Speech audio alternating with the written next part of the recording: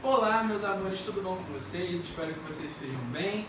Espero que vocês estejam respeitando as regras da quarentena, né? Esse momento difícil que todos nós estamos vivendo, todos nós estamos aprendendo a lidar de certa forma. Gente, nas últimas aulas eu vim martelando muito sobre a questão da Europa, vim falando para vocês, né? E tudo mais. Nós falamos sobre a CEI, sobre a Rússia, falamos sobre vários países da Europa, sobre várias partes da Europa. E hoje nós vamos falar de um continente que tem muitas singularidades, que por vez e outra é esquecido. As pessoas acham que esse continente é um país só, e que nesse país só existe miséria e fome, e que nesse país só existe guerra e tudo mais. Mas não, tá? Hoje nós vamos falar de África, e África é um continente, tá? A África é um continente enorme, muito grande, o continente que tem toda a sua parte ao sul, praticamente, da linha do Equador. Importante falar isso, tá? Ela está situada ao sul da linha do Equador e tem muitos aspectos positivos dentro desse país em questões naturais, aspectos naturais, né? Então, como vocês podem olhar aqui, eu fiz um esqueminha para vocês. Nessa primeira parte da aula nós vamos falar sobre os aspectos naturais, tá? E nessa outra aula nós vamos falar sobre processos históricos e como eles atingem não só a África, mas também aqui o Brasil, tá? Como todas essas questões afetam as pessoas pretas em todo o mundo, ok? Então vamos começar a nossa aulinha. Pegue a sua água, o seu caderninho, liga a legenda e vamos que vamos. Então, gente, eu já comecei falando dos aspectos gerais. A África é um dos poucos continentes que fica totalmente abaixo da linha do Equador, tá? Então ele está completamente ao sul da linha do Equador. Por essa razão, muitos dos seus aspectos naturais vão ser muito parecidos ou similares minimamente, tá? Não significa que não existam diferenças, tá? Mas na maior parte do continente nós vamos ter aspectos similares, parecidos minimamente. Beleza? Então vamos lá. Vamos começar falando do relevo, né? O relevo africano destaca-se principalmente os planaltos que vão ser cortados pelos rios, tá? E vão dar origem a planícies fluviais, ou seja, vão ser planícies que vão ser cortadas pelos rios, tá? Um grande exemplo disso é são as margens do rio Nilo, lá no Egito, tá? E, gente, sim, Egito faz parte da África, tá? E não, Jamaica não faz parte da África. Jamaica fica na América Central, ok? Jamaica fica num continente no América e Egito fica na África. Egito não é um país aleatório. Vira e mexe a gente pensa que o Egito é um país aleatório. Egito é um país que se encontra na África, tá? Embora Hollywood tenha tentado nos ludibriar com filmes que falem sobre o Egito com pessoas brancas, no Egito as pessoas são pretas também, tá? Então é importante falarmos sobre isso também, ok?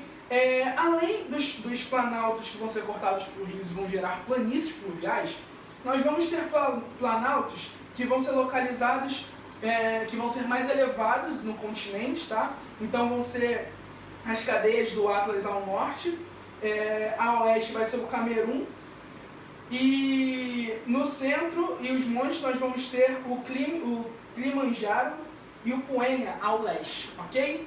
Então vamos ter também nas regiões próximas aos leitos dos rios, predominantemente as planícies, como eu falei, sendo a principal a planície do Rio Nilo, como eu já havia falado, beleza? Além disso, vamos ter os desertos. Existem 2 desertos no norte da África, tá? No Saara, e ao sul, o deserto Kalahari, tá? Então, vão ser 2 desertos que vão compor a África, ok? A hidrografia da África vai ser basicamente, entre muitas aspas, vai ter o seu principal rio como o rio Nilo, tá? Aquele rio que a gente ouve nas histórias da Bíblia, sabe? Onde Moisés fez jorrar sangue, não sei o que, então. É nesse rio, esse é o rio principal da África, tá? As suas planícies, né? A sua beirada, vamos botar assim palavras comuns, a sua mata ciliar é muito rica, o seu solo é muito rico. Por isso, antigamente, as pessoas acreditavam que os deuses fertilizavam aquelas terras próximas ao rio, porque lá é onde onde se plantava e se cultivava muitas e muitas e muitas coisas, tá? Então, o clima da África, como eu falei, vai ser um clima, no geral, muito parecido. Vamos ter o clima equatorial, o clima tropical, o clima desértico, o clima semiárido e o clima mediterrâneo. Então, vamos definir esses climas, tá? O clima equatorial vai ter temperaturas elevadas, tá? E chuvas durante o ano inteiro, tá? E a variação de amplitude, a amplitude térmica, ou seja, a variação de temperatura vai ser pouca. É só vocês lembrarem da Amazônia, tá? A parte do norte da África vai ter um clima parecido com a Amazônia. Beleza, meus amores? Beleza. Então, vamos ter também o clima tropical, tá? Que é um clima muito conhecido aqui no Brasil. Beleza? Nesse clima, vamos ter umas temperaturas elevadas, o verão chuvoso e o inverno seco, tá? E vai ter também pouca amplitude térmica por conta também da proximidade do mar, ok? Vamos ter o clima desértico, onde os dias são extremamente quentes e as noites são extremamente frias. O deserto do Saara é um grande exemplo disso. A gente tem essa ideia, né? Pode ter essa ideia a partir do deserto do Saara. Vamos ter um clima semiárido também, que vai ser uma região conhecida como Sahel, não Sahel, Sahel, tá? Não confundam Sahel com Sahel, são coisas diferentes, tá? A região do Sahel vai ser uma região de transição, ok? Entre o clima desértico e o clima tropical. Então, nessa região vamos ter um clima semiárido, muito parecido com o Nordeste brasileiro, beleza? Beleza. Então, vamos lá. Vamos ter também o clima mediterrâneo, tá, meus amores? Que vai apresentar verões secos e invernos chuvosos e temperaturas mais amenas, tá? E vão ser influenciadas pelo mar Mediterrâneo. Vai ficar ali a nordeste da África, ok? Como vocês sabem bem, o clima influencia a vegetação, tá? Então, logo, a vegetação da África vai ser, em sua maioria, savana, tá? Vamos ter a savana, que vai compreender cerca de 40% de todo o território, e vamos ter também os estepes. Na savana, o clima é muito parecido com o cerrado brasileiro, tá? Como assim, professor? Como assim vamos ter o ano muito quente e seco? O clima é muito quente e seco. Vamos ter algumas chuvas aqui e ali, não vai chover o ano todo, mas vão ser chuvas bem distribuídas, beleza? Além disso, o inverno é extremamente seco, tá, meus amores? Extremamente seco, ok? E nos estepes, que vão ser ali entre a savana, onde chove muito pouco e tudo mais. Tem uma área da África também, que vai possuir uma floresta, tá? A parte mais ao norte vai ter uma floresta muito fechada, ok? Uma mata muito densa, tá? Tem um livro de um escritor africano chamado Peptela, um livro muito bom, chamado Mayombe. Mayombe é uma árvore lá da África que é muito grande, tem as copas das árvores muito grandes, ok? Então, vamos ter, em alguns locais, a mata muito fechada, tá? Então, vamos lá, gente. Já falamos sobre os aspectos gerais e agora nós vamos falar sobre regionalização. O que é a regionalização? Regionalização nada mais é do que dividir um local para melhor estudá-lo. Por quê? Porque a gente não pode trabalhar um determinado local como se ele fosse único. A África, por exemplo, existem inúmeras distinções dentro do continente africano. Volto a dizer, a África não é um único país, tem diversas nações, inclusive nações que falam português, tá? Na África. Então, vamos ter três principais divisões, três principais regionalizações. A África branca ou setorial, que fica ao norte, com países como Argélia, Líbia e etc.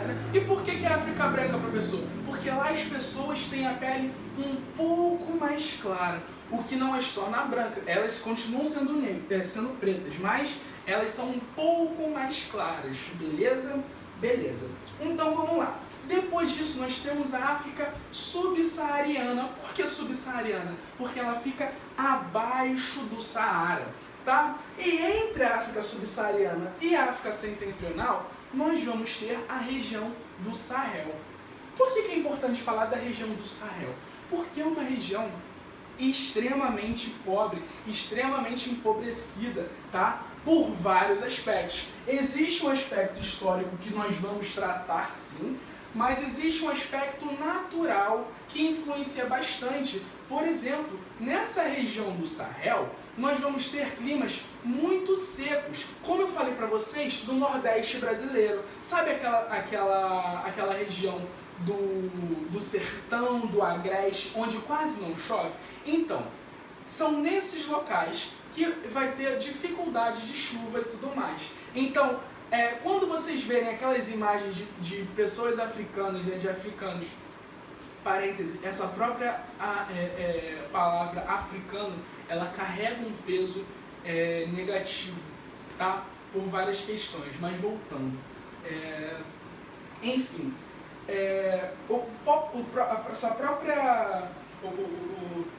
as questões, né, do povo da África, quando você vê fotos de pessoas passando fome e tudo mais, grande parte dessas fotos possivelmente foi tirada na região do Sahel. E quais países que compõem a região do Sahel, professor?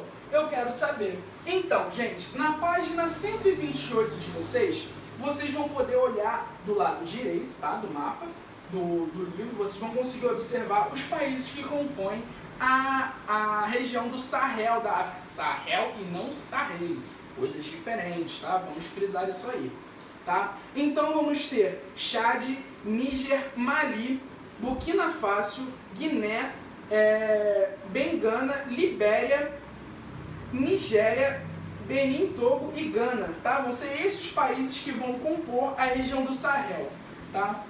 Professor, significa que nas outras partes da região da África não existe pobreza? Não, pelo contrário. Mas nessa região, a pobreza é mais intensificada por conta também dos fatores climáticos, tá? Por que os fatores climáticos são importantes? Se não chove na região, como que você vai irrigar o solo? E se o solo não está irrigado, não tem sais minerais, como que você vai plantar?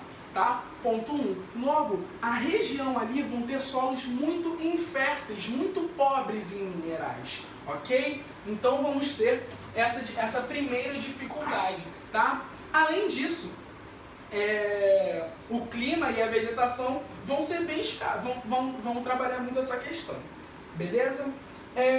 Gente, agora vamos passar para um outro lado do vídeo, tá? Na aulinha do Zoom de vocês, eu falei que eu ia começar falando sobre racismo e eu vou tocar nesse assunto novamente. Por quê?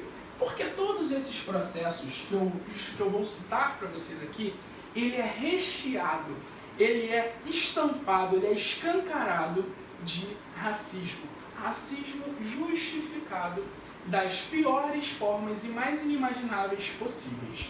Ok? Então vamos para a segunda parte, dá uma pausa no vídeo, bebe uma água e volta para assistir o time, tá? Então vamos lá para os processos históricos. Eu espero que vocês estejam gostando dessa aula, tá? Preparei com muito carinho e amor, como sempre preparo.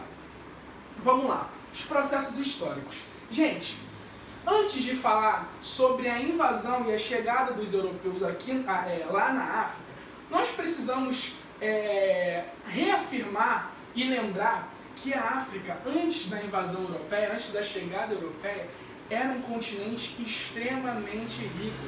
Existem relatos de que na Etiópia já haviam universidades antes mesmo de haver universidades na Europa. Olha que loucura, olha o progresso dessa sociedade, tá? Então é um ponto 1. Esses povos já tinham uma história. A história deles não começou quando os europeus invadiram o seu continente, o seu território, tá? A história deles, as suas culturas, as suas religiões, os seus ritos, são todos carregados e tem muita história, tá? É um passado muito grande, muito forte e muito antes dos europeus, ok?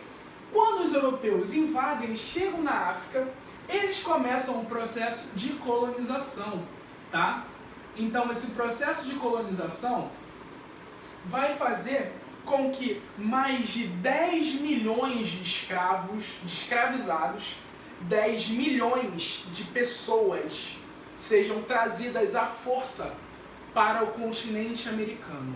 Tá? A colonização europeia é muito cruel porque eles têm vários métodos de pegar esses escravos. Tá? Professor, eu vi num site de que na África já tinha escravidão antes mesmo dos europeus chegarem. Beleza, tinha mesmo. Mas sabe qual era a diferença da escravização dos europeus para com a escravização dos africanos entre si? Uma coisa chamada pele. Sabe quem inventou o racismo? O homem branco. Sabe quem inventou o racismo? O europeu. Tá? Então, quando havia esse processo de escravização na África, nunca era por questão de cor. Era sempre por questões de guerra. E que aconteceu em todo o mundo. Tá? Em todas as culturas nós vamos ter relatos minimamente de um processo de escravização, mas por questões de luta, por questões de dívida, tá? Por várias questões, e nunca por uma questão racial, tá? Por uma questão de cor, por uma questão de cor de pele, tá? Que era uma parada que era tão ínfima e que hoje tem um peso tão grande. Tá? Então vamos lá. Com a colonização, né, dos europeus, houve também um processo de escravização. Por quê? Eles chegaram e roubavam as pessoas do seu local. Tá? Então cerca de 10 milhões. Gente, 10 milhões é muita gente. É muita gente mesmo que foi trazida à força da África para a América. Tá? Então, e fora isso, estima-se que cerca de 1 milhão dessas pessoas não conseguiram chegar aqui na América porque nos navios negreiros eles eram extremamente torturados, comiam mal, eram açoitados. Há relatos de que o porão dos navios negreiros, que era onde os escravos ficavam, fedia muito, tinha cheiro de estrume, tinha cheiro de esterco, porque as pessoas não podiam ir ao banheiro. Eles ficavam numa posição horrível o tempo inteiro. Então muitas pessoas morriam de infecção, muitas pessoas morriam de doenças e muitas pessoas se matavam, tá? Porque para certas pessoas era melhor morrer do que viver sem liberdade.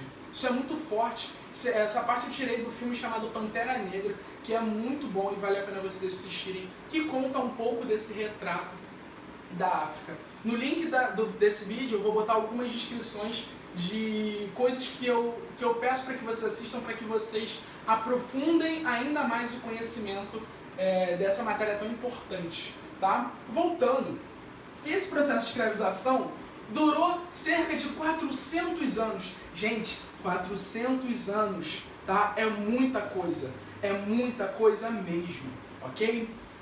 Depois desse processo de escravização e de assassinato e dizimação, né, das pessoas na África, tá? E da coisificação, da objetificação das pessoas, porque as pessoas pretas, os africanos, não eram pessoas, eram mercadoria. Tá? Então você trata pessoas, seres vivos, como mercadoria. Olha que absurdo. Tá?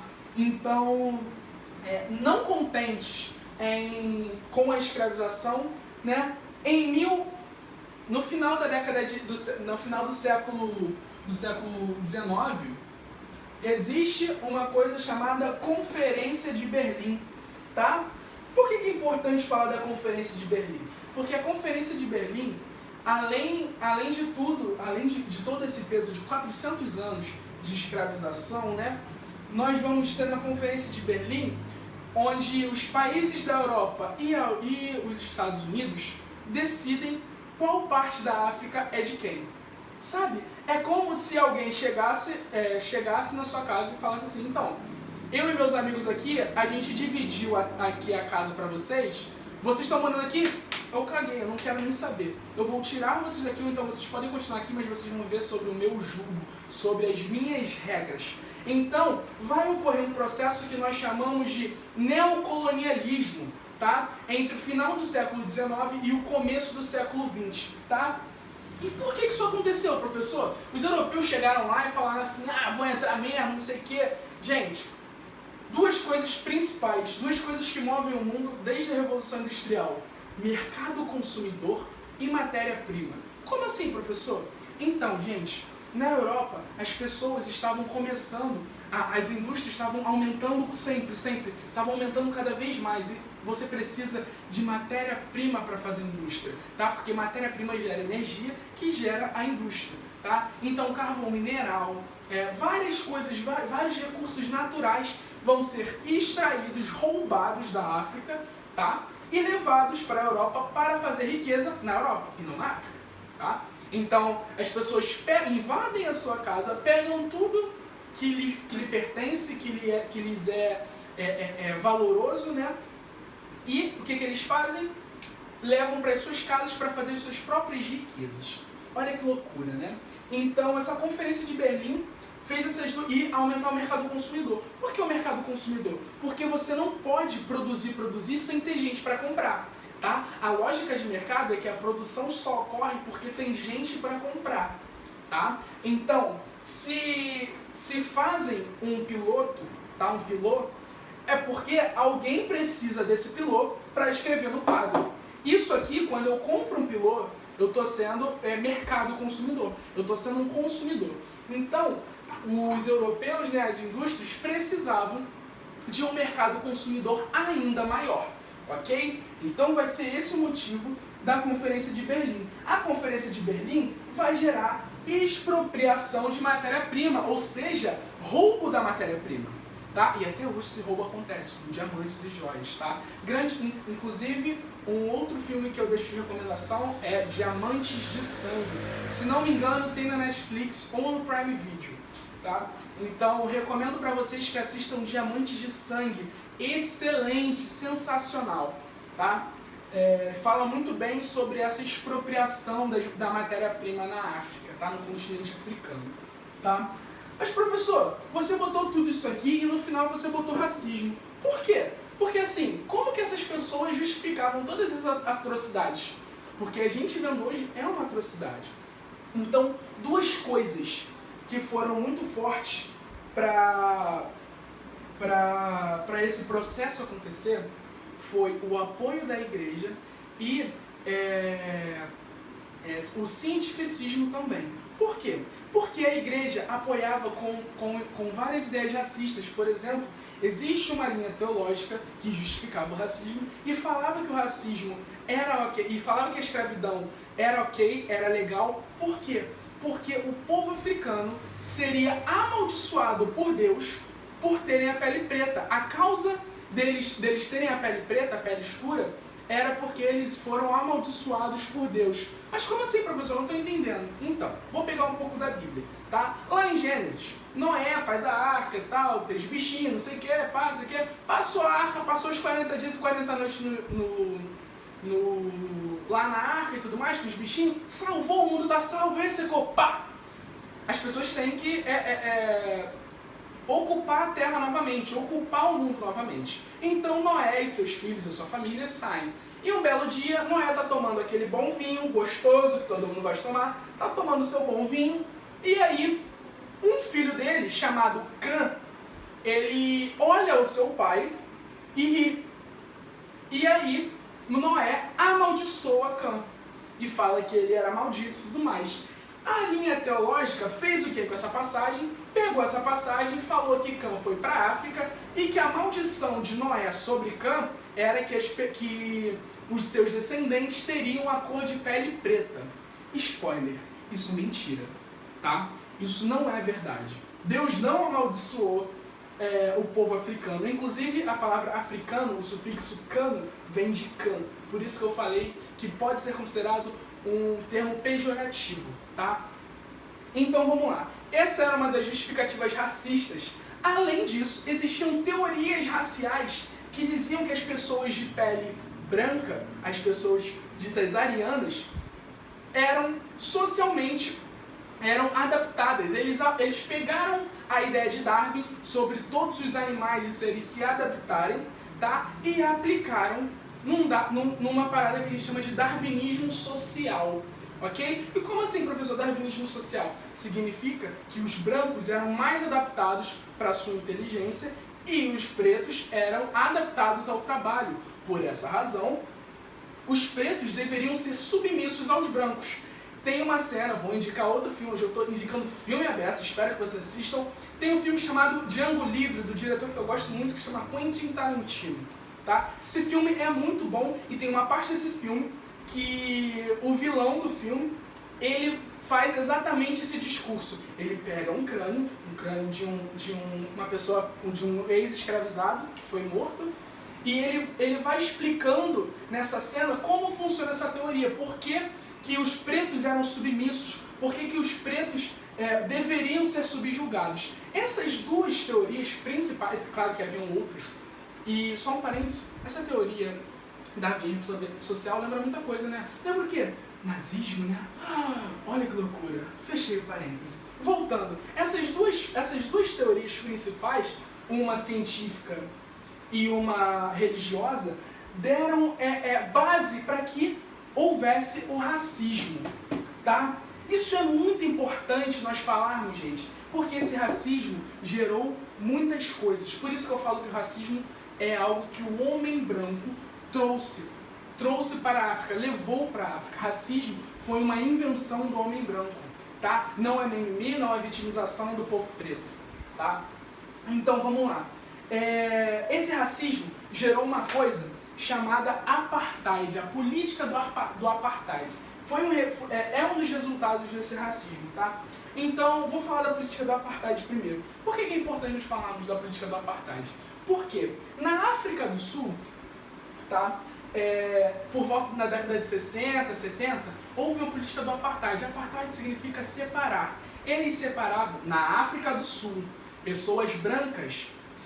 Os ingleses, né, que eram os colonizadores da África do Sul, se sentiram no direito de obrigar aquelas pessoas a sofrer uma política de apartheid. Como assim, professor? Não entendendo se fala apartheid? Não estou entendendo, não estou vendo chegar a lugar nenhum. Gente, apartheid é separação. Então o que eles faziam?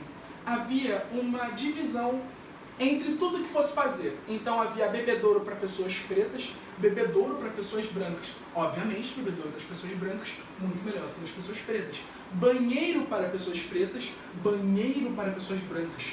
Bairro de pessoas pretas, obviamente. Tudo que fosse relacionado a pessoas pretas era pior, era degradado, era horrível, era mal feito. E o que era feito para pessoas brancas era melhor, era bem feito. Por quê? Por conta dessa teoria de darwinismo social.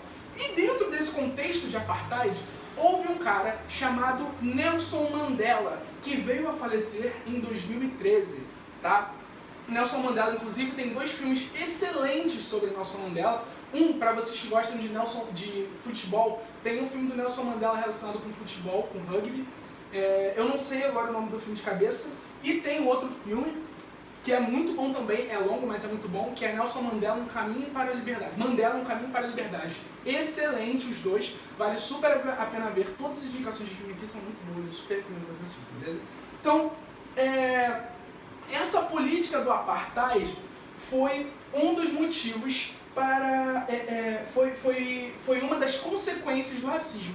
Professor, o racismo traz consequências até hoje, mas é claro, sabe por quê? Porque o racismo existe até hoje, tá?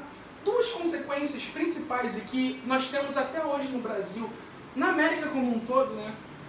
No Brasil e nos Estados Unidos, inclusive foi um dos motivos por causa dos protestos que ocorreram no mundo inteiro, é que 2 coisas acontecem muito. Primeiro, a violência policial para com o povo preto, tá? E o encarceramento em massa da população preta, tá? Para as pessoas que pensam que o Brasil é um país que não pune as pessoas, eu trago um dado para vocês que o Brasil tem a 2ª maior população carcerária do mundo, tá? Do mundo, o Brasil tem a 2ª maior população carcerária. Nós podemos observar que o crime não está menos efetivo ou menos atuante. Mas enfim, só um parênteses. Então, o encarceramento em massa e a violência policial para com o povo preto é uma consequência do racismo, tá? Por quê? Além disso, desigualdade social. A maioria das pessoas pretas moram nas favelas. Poucas pessoas pretas. Eu desafio vocês a falarem para mim quantos médicos pretos vocês já viram, quantos professores pretos vocês já viram. Quantas pessoas ricas pretas vocês já viram que não fossem relacionadas à arte, tá? Eu tenho certeza que muitos de vocês podem contar no dedo, tá? Isso é um reflexo do racismo, isso é um reflexo da desigualdade racial. Essa ideia de que o Brasil vive uma igualdade racial é um mito, é uma mentira, tá? E tudo mostra pra gente que é uma mentira. Se você vai num bairro mais rico, tá? Se nós vamos para Icaraí, por exemplo, se nós vamos para Copacabana, por exemplo, nós podemos observar que você quase não vê pessoas pretas, exceto as que estão trabalhando em trabalhos subalternos. Como assim trabalhos subalternos, professor? Vão ser pessoas que vão estar trabalhando como garis, vão ser pessoas que vão estar trabalhando como faxineiras, cozinheiras, garçons, serventes. Não estou menosprezando esses trabalhos são muito importantes sim. Só que existe uma questão de renda que influencia isso diretamente, tá? Então, essa foi a aula de hoje, gente. Eu sei que eu terminei com um clima bem lá embaixo, tá? Mas eu trouxe essa aula pra vocês, fiz com muito carinho. Eu espero que vocês tenham entendido.